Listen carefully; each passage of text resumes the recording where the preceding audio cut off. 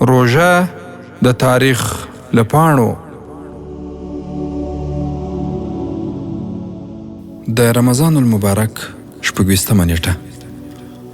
په دې نیټه کې د تاریخ ځینې اړینې پیښې او مناسبات.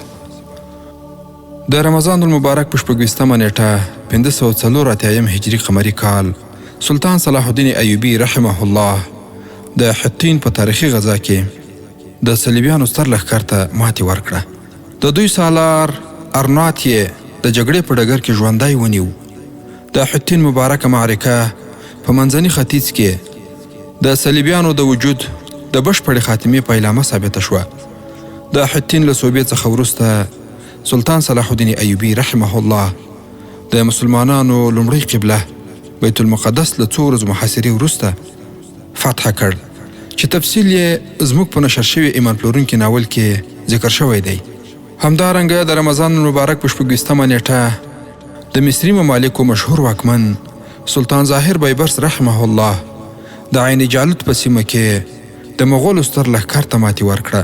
لسګونه زره مغول د جګړې په میدان کې د مجاهدینو په لاس باندې ووژل شول.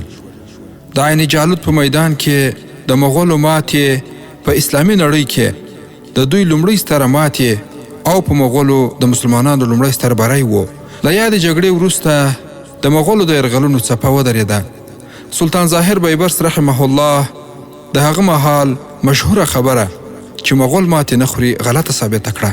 اسلامي نړۍ په ځانګړې توګه د مصر هیواد یې د مغولو له شر څخه په امن کړ او د همدې یعنی روژې مبارکې په 26مه نیټه 808 هجري قمري کال کې مشهور مسلمان مؤرخ، قاضي، سیاست او ټولنپوه ابن خلدون رحمه الله د مصر په قاهره ښار کې له دنیا څخه سترګې پټې کړې.